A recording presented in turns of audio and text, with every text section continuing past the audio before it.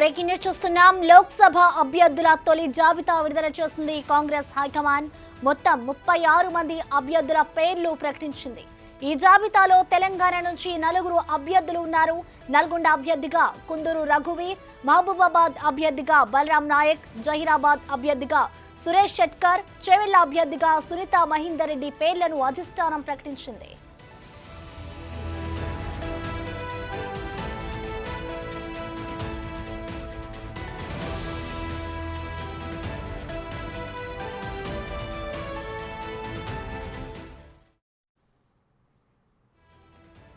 ఇక దీనిపై మరింత సమాచారాన్ని ఢిల్లీ నుంచి మా ప్రతినిధి శివ లైవ్ ద్వారా అందిస్తారు. శివ, చెప్పండి, మొత్తానికి లోక్సభ ఫస్ట్ లిస్ట్ అభ్యర్థులను అయితే కాంగ్రెస్ అధిష్టానం ప్రకటించింది.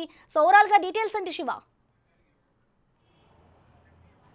ప్రసన్న, కాంగ్రెస్ లోక్సభ అభ్యర్థుల తొలి జాబితాను కొద్దిసేపు క్రితం ప్రకటించింది. నిన్న సెంట్రల్ ఎలక్షన్ కమిటీ సమావేశంలో 10 రాష్ట్రాలకు సంబంధించిన అభ్యర్థులపై కసరత్తు చేశారు. కసరత్తు చేసిన తర్వాత ఈరోజు తొలి జాబితాను ప్రకటించారు. మొత్తం 36 మంది అభ్యర్థులతో తొలి జాబితాను కాంగ్రెస్ తన అభ్యర్థుల జాబితాను ప్రకటించింది. తెలంగాణ నుంచి 4 స్థానాలను ప్రకటించారు.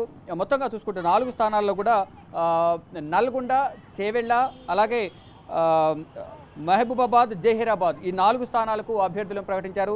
నల్గొండ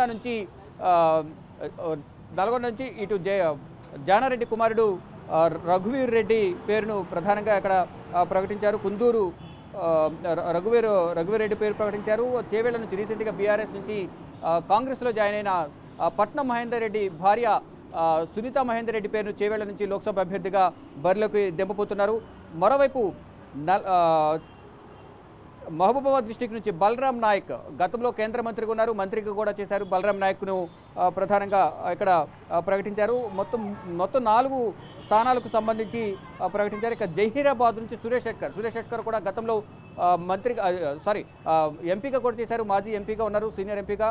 ఇప్పుడు ఈ 4కి అక్కడ అవకాశం కల్పించారు. అంటే మొత్తం 17 లోక్సభ స్థానాలలో 4 నియోజకవర్గాలకు మాత్రమే ఈ మొదటి జాబితాలో చోటు దక్కింది. అంటే నిన్న కీలక భేటీ జరిగినప్పటికీ కూడా దాంట్లో 9 నుంచి 11 మంది అభ్యర్థులపై నిన్న జరిగిన సెంట్రల్ ఎలక్షన్ కమిటీ సమావేశంలో చర్చలు జరిపిన తర్వాత 9 పేర్లను ప్రకటించాలని నిర్ణయించుకున్నారు. కానీ 7 ఫైనల్ చేసినట్టు తెలుస్తుంది. కానీ అనూహ్యంగా ఇప్పుడు అంటే గెలుపు గుర్రాలనే బరిలోకి దించాలి, ప్రత్యర్థి పార్టీలు ఎవరు నుంచో పెడుతున్నారు, మన పార్టీ నుంచి ఎవరు నుంచో పెట్టాలి అనేది ఈక్వేషన్స్ అన్ని చూసుకుని బలాబలాలు కానీ సామాజిక వర్గాలు కానీ అన్ని వర్గాలను క్రోడీకరించుకుని అందరినీ కూడా చర్చించి ఈ అభ్యర్థుల పేర్లని ప్రకటించబోతున్నారు. అంటే వన్స్ ప్రకటించి మళ్ళీ వెనక్కి తీసుకోకుండా మొత్తం ఈక్వేషన్స్ అని చూసుకున్న తర్వాత బలాబలాలని కూడా చూసుకున్న తర్వాత ఈ ప్రకటన ఉండే అవకాశం కనిపిస్తుంది. దానిలో భాగంగానే కొన్ని నియోజకవర్గాల్లో మొదట కొన్ని ఊహాగానాలు వ్యక్తమైనప్పటికీ కూడా ఇప్పుడు అక్కడ కొంతమంది అభ్యర్థుల పేర్లను కూడా కొత్త పేర్లు తినిపిస్తున్న పరిస్థితి కనిపిస్తుంది. అంటే మార్పులు చేర్పులు చేసే ఛాన్స్ అయితే ఎక్కువ కనిపిస్తుంది. దానిలో భాగంగానే రాత్రి విడుదల కావాల్సిన ఈ అభ్యర్థుల జాబితా అనేది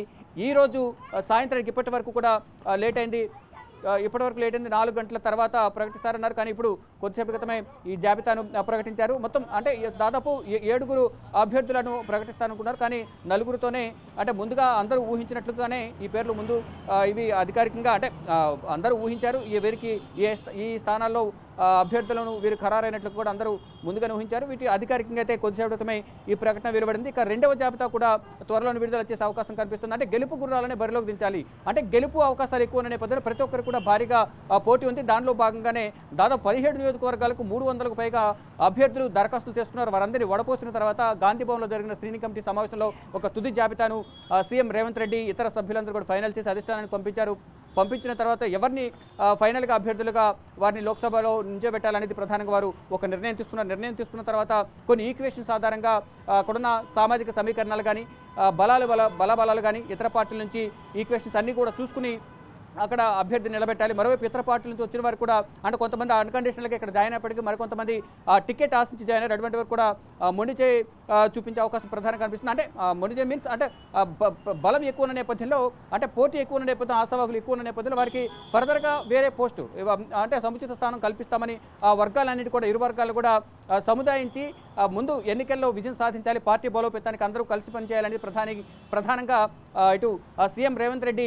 అందరికీ దిశానిర్దేశం చేస్తున్నారు. ఆ దిశగా ఈ స్క్రీనింగ్ కమిటీ సమావేశం జరిగింది. తర్వాత ఒక్కొక్కరిగా కూడా ఆశావాహులు ఎవరైతున్నారో హైదరాబాద్లో సీఎం రేవంత్ రెడ్డి కూడా పలుమార్లు హైదరాబాద్లో జూబ్లీ హిల్స్ తన నివాసానికి వెళ్ళి సీఎం రేవంత్ రెడ్డిని కలిసి తమకు అవకాశం కల్పించాలి, మొదటి నుంచి కాంగ్రెస్ పార్టీలో ఉన్న అసెంబ్లీ ఎన్నికల్లో కూడా పార్టీని అధికారంలో తీసుకురావడానికి ఎంతో కృషి చేశాం కాబట్టి ఈసారి ఇప్పుడు ఎలాగైనా ఎవరి నుంచున్నా గెలుస్తారు కాబట్టి అధికారంలో ఉన్నాం కాబట్టి ఏ విధంగా మనం గెలుస్తాం, ఎక్కువ ప్రజాబలం మనకే ఉంది కాబట్టి మాకు ఈసారి అవకాశం ఇవ్వాలి అనేది ప్రధానంగా అందరూ కూడా రేవంత్ రెడ్డికి వినతులు సమర్పించుకుంటారు. కొంతమంది ఢిల్లీ లెవెల్లో లాబింగ్ చేసిన పరిస్థితి కనిపిస్తోంది. కానీ నిన్న జరిగిన సిఈసి సమావేశం సందర్భంలో కొంతమంది సీనియర్ నేతలు సీనియర్లుగా ఉన్న 1-2 సార్లు ఎంపీలుగా చేసిన వారు కూడా మాకు ఒకసారి అవకాశం ఇవ్వాలి, మేము గత 40 సంవత్సరాలుగా కాంగ్రెస్ కోసం కష్టపడి పనిచేస్తాము, పార్టీని అధికారంలో తీసుకురావడానికి కానీ పార్టీని బలోపేతం చేయడానికి కానీ అందరం కూడా కష్టపడి పనిచేస్తాం కాబట్టి మాకు ఈసారి అవకాశం కల్పించాలనేది నిన్న సీనియర్లు కొంతమంది ఏసీసీ కార్యాలయానికి వచ్చి అధిష్టాన పెద్దలు కొంతమందితో మంత్రులు జరిపిన పరిస్థితి నెలకొంది. మొత్తంగా చూసుకుంటే ఈ రోజు మొదటి జాబితాలో కాంగ్రెస్ సంబంధించి 4 పేర్లను ప్రకటించారు. ప్రసన్న,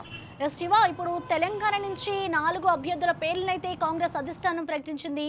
అసలు మొత్తంగా దీన్ని ఏ విధంగా చూడాలంటారు? అంటే మొదటి నుంచి కూడా వీళ్ళ పేర్లే వినిపించాయనుకోవచ్చా, లేక అనూహ్యంగా వీళ్ళ పేర్లు ప్రకటించారనుకోవచ్చా శివ? మనం మొదటి నుంచి కూడా అనుకున్నది అసెంబ్లీ ఎన్నికల సమయంలో కూడా జానారెడ్డి నేను లోక్సభకు వెళ్తాను, నేను కూడా నా కుమారుడికి కానీ ఇవ్వాలని ఆయన ముందుగానే అన్నారు. తర్వాత ఇటు చేవేళ్ల నుంచి సునీత మహేందర్ రెడ్డి పార్టీలోకి వచ్చే సందర్భంలోనే వారికి ఒక హామీ లభించడంతో వారు కూడా టికెట్ ముందే కన్ఫర్మ్ చేసినట్టు కూడా తెలుస్తుంది. సురేష్ షెట్కర్ ఎప్పటి నుంచో పార్టీలో ఉన్నారు, సామాజిక వర్గాల వారీగా అక్కడ సురేష్ షెట్కర్కు కేటాయించారు. తర్వాత బలరాం నాయక్ ఇటు మొన్న జరిగిన అసెంబ్లీ ఎన్నికల్లో కూడా ఆయన అక్కడ అసెంబ్లీ ఎన్నికలు పోటీ చేయాలని అడిగినప్పటికీ కూడా అక్కడ ఈక్వేషన్స్ ఆధారంగా అక్కడ టికెట్ను మార్చిన పరిస్థితి నెలకొంది.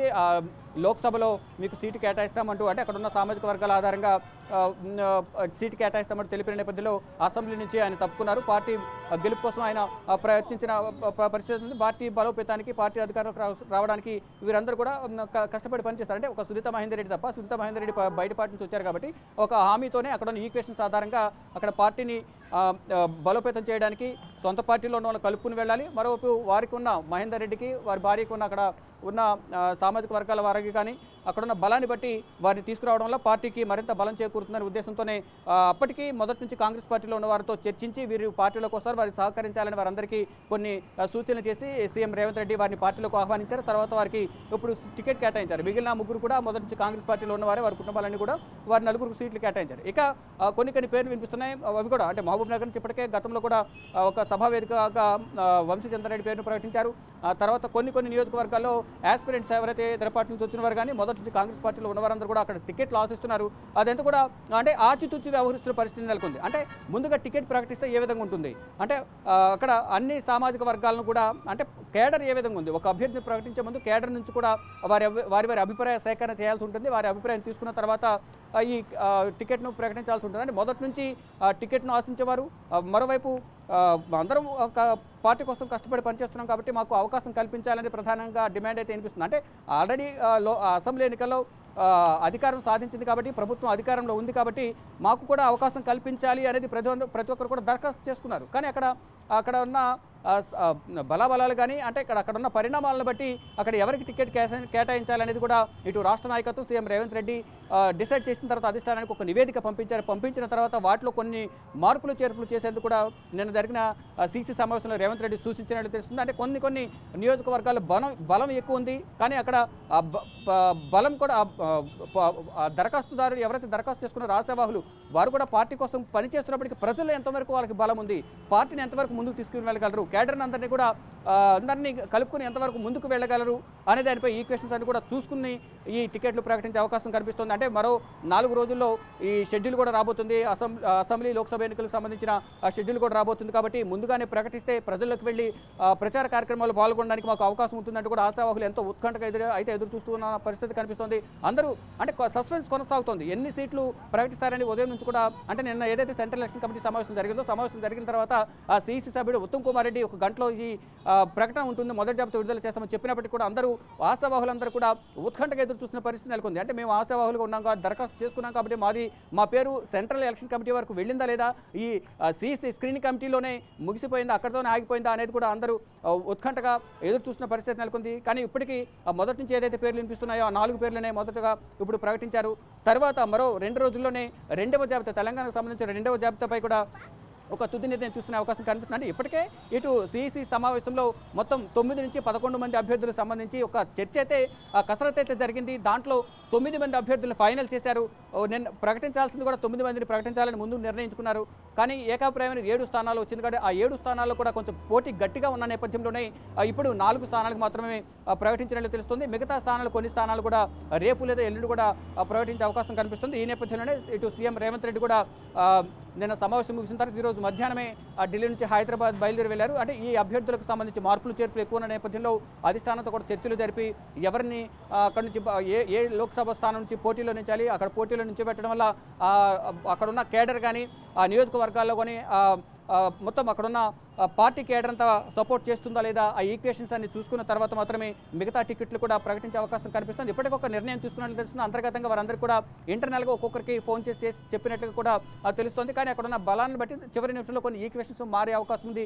ఈ నేపథ్యంలోనే మార్పులు చేర్పులు కూడా ఉండే అవకాశం ఉన్న నేపథ్యంలోనే మొదటగా 4 స్థానాలను అయితే ప్రకటించారు. ప్రతి ఒక్క చోట కూడా బలం పోటీ అయితే చాలా ఎక్కువగా ఉంది. అంటే అధికారంలో ఉన్న పార్టీ నెక్స్ట్ లోక్సభ ఎన్నికలలో ఏ విధంగానైనా 12 నుంచి 14 స్థానాలు గెలుస్తామనేది ధీమా వ్యక్తం చేస్తున్నారు. ఇటు రేవంత్ రెడ్డి కూడా డెఫినెట్గా 12 స్థానాలపైన గెలుస్తామంటూ అధిష్టానానికి గిఫ్ట్ ఇస్తామంటూ కూడా తెలిపారు. ఈ నేపథ్యంలోనే సీఎం రేవంత్ రెడ్డి అండతోనూ మరోవైపు సపోర్ట్తోనూ మరోవైపు ఇటు అధిష్టానం సపోర్ట్తోనూ తెలంగాణ ఇచ్చిన కాంగ్రెస్ తెలంగాణ ఇచ్చింది కాబట్టి అది కూడా సింపతి కూడా ప్రజల్లో ఉంది కాబట్టి అసెంబ్లీలో ఎన్నికల్లో గెలిపించారు కాబట్టి లోక్సభ ఎన్నికల్లో కూడా కాంగ్రెస్ పార్టీకి పట్టం కడతారు కాబట్టి ఆ దిశగా అందరూ కూడా ఆశావాహులందరూ కూడా ఎదురు చూస్తున్న పరిస్థితి నెలకొంది. చూడాలి మరి ఏం జరగబోతుంది.